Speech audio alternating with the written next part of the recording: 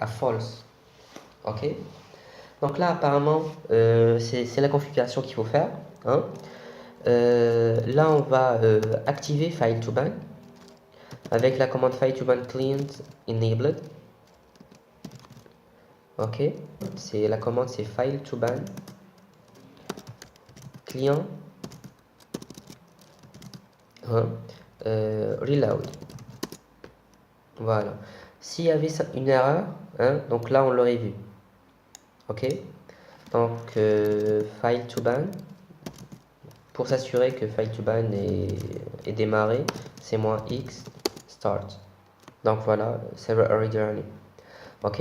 On peut mettre file to ban statue. Ok. Number of giles 0. Donc, normalement, on devrait en avoir 1. Donc là, je pense qu'il y a quelque chose qui cloche dans notre fichier de configuration. Ah, en fait, c'est parce qu'on n'a pas enregistré. Excusez-moi. Donc là, je vais enregistrer. Ok. Et là, je vais remettre file to ban client reload. Ok. Et là, statue. Voilà. Donc là, j'ai un gile et qui porte le nom SSHD. Ok. Donc maintenant, s'il vous plaît, avant d'aller faire le test, il faut s'assurer que UFW est démarré dans notre système. Donc on va mettre UFW statue. Ok, il est démarré, c'est très très bien. Si pour vous ce n'est pas fait, il faut mettre UFW enable. Voilà.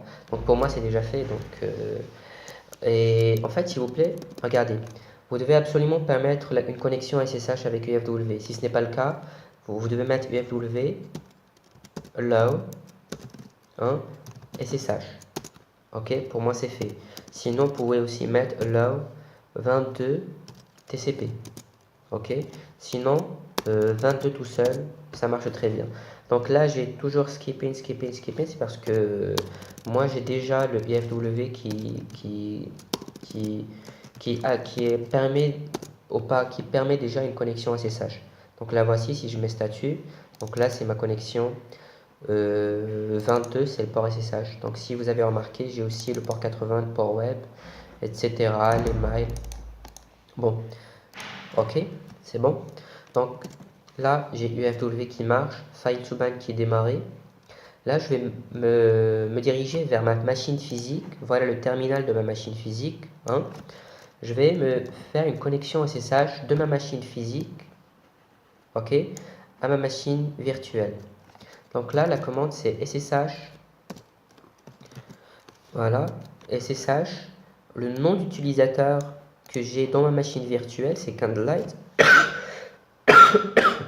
Excusez-moi. Ma machine d'utilisateur, c'est Candlelight, ainsi que l'adresse IP de ma machine. Donc là, pour récupérer l'adresse IP de ma machine virtuelle, c'est la commande ifconfig. Et là, c'est .22 à la fin. Donc là, je vais changer cette adresse. Et je vais mettre .22. Ok.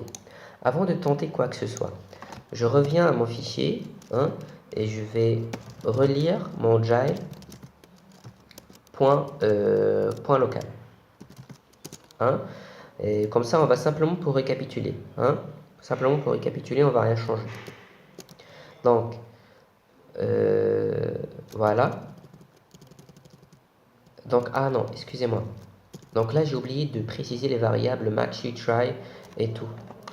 Il faut absolument les faire, sinon, moi, je ne veux pas garder les valeurs prises par défaut. Les valeurs prises par défaut, c'est ce qui était ici. Avec un ban time de 600, fan time 600, max retry de 5. Non, moi, je vais changer ça. Surtout le max retry parce que nous, on veut faire un test. Je vais venir ici et je vais mettre par exemple max retry est égal à 2. Si au bout de 2 tentatives, j'échoue, la connexion échoue, donc je dois être banni. Là, la commande file to ban client reload. Comme ça, les changements que j'ai faits vont être pris en considération. Là, ifconfig, c'est le point 2. Ok, et là, je vais me connecter. Donc pour la première tentative, hein, je vais taper le bon password. Comme ça, je vais m'assurer, hein, que la connexion SSH fonctionne. Voilà.